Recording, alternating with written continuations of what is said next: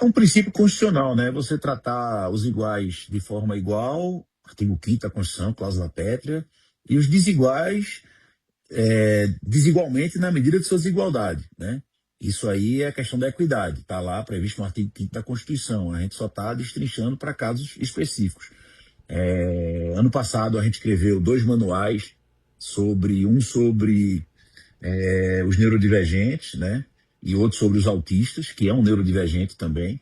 E o que é que a gente defende? Que nos concursos públicos, nas provas particulares também de colégio, desde que eles tenham, obviamente, um laudo médico, né, de um psicólogo, de um psiquiatra específico, devidamente acompanhado, e assim, a gente defende também que isso não é numerus clausus. O que é numerus clausus?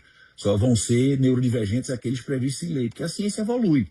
Então, a gente tem um sem número de neurodivergentes hoje. Tem o TDAH, tem o autista, tem o que tem dislexia, descalculia, enfim. São muitos as variantes aí dos neurodivergentes. Eu conversei com alguns neurocientistas, conversei com alguns psicólogos, com alguns psiquiatras e eu vi que eles realmente têm uma necessidade específica de ter uma prova diferente, de ter um tempo a mais, para a gente tentar equalizar também o direito deles, né, de poderem participar dos concursos públicos e também poderem realizar as provas nos colégios públicos e privados. Os colégios eles serão obrigados, já são, na verdade, mas a gente quer dar uma garantia maior com esse PL, que é o PL 6264, também de 25 de dezembro, 9 de dezembro de 25, foi quando eu apresentei, para dar uma garantia maior a essas pessoas que possam fazer provas mais adequadas, que possam ter um tempo a mais para a prova, que a prova, em sendo necessário, seja adequada a eles. Por exemplo, o que tem descalculia e o que tem dislexia, eles trocam o dislexia, as palavras, e descalculia os números, né? Então, eles precisam ter uma prova adaptada para eles. É lógico, é como uma pessoa que tem discapacidade visual e precisa ter uma prova em braille para ela poder ter a oportunidade de participar também de concurso público, de se formar, né? De formar sua formação básica, às vezes, o fundamental, né? O 1 e 2 e por aí vai. Inclusive de se formar na faculdade de Direito, de Engenharia, por que não, né? Então, o que a gente tenta é isso, eles terem o direito a ter uma prova adaptada, específica para eles, tá? E eles terem também um tempo, a gente sugere 1 hora a mais, né? Um percentual a mais, dependendo. Geralmente os concursos são 4 horas, então a gente sugere 5 horas, né? Para eles e com a prova especial, né? E se for necessário também aqueles que têm déficit de atenção, uma sala especial. Por exemplo, a gente tem defendido muito a criação de casas azuis, de salas azuis, aí nos municípios, né? Nosso prefeito Caíque, por exemplo, lá de Angelim, criou uma casa azul lá que é sucesso total, né? Para atendimento dos autistas, dos neurodivergentes. Eu acho que é uma realidade social e é uma realidade que a gente precisa encontrar, a gente precisa enfrentar, né? A gente encontrou e a gente precisa enfrentar.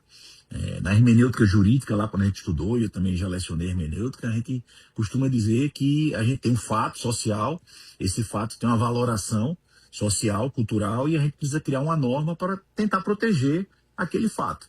Então, o objetivo aí dos neurodivergentes, dos autistas, dos TDAH e muitos outros, esse PL tenta dar uma garantia mínima a eles no concurso público e nos concursos privados também, nas provas de colégio. Deputado, como é que é o processo de tramitação dele? Como é que está, deputado? Da PL? Olha, a gente apresentou, a mesa aceitou e mandou para a CCJ. Está esperando lá a designação de relator, algum relator que se interesse pelo PL, com a designação de relator. E aí, da CCJ, ele deve passar em alguma outra comissão, mais uma ou duas, e depois plenário. Se ele passar em mais de 4, a gente tem que criar uma comissão especial, mista, para ele. Mas até 3, aí ele vai direto para plenário.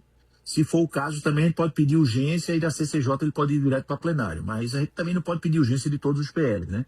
A urgência dos PLs, elas acontecem mais quando tem algum fato social importante, uma catástrofe, um fato aí de força maior, né? pontual a nível nacional, por exemplo. Algo que realmente o Congresso está ali há muito tempo parado e não legisla sobre aquele assunto. Então, em alguns casos pontuais, é meio que discricionário, né? Quem pede é o Colégio de Líderes, ou algum dos líderes, né? Hoje eu sou líder lá do Avante, então eu poderia pedir também. Aí o presidente designa um relator, o relator apresenta um parecer, em sendo favorável, claro, a gente aí pode pedir audiência, a audiência é votada em plenário e depois ele volta para ser votado definitivamente no mérito em plenário. É mais ou menos a burocracia lá do Congresso, como também tem burocracia em processo, em tudo na vida. Mas é uma burocracia que é um pouco necessária para que a gente não saia aprovando a toque de caixa qualquer tipo de PL que, ao invés de ajudar, né, a gente acabe prejudicando aí a população.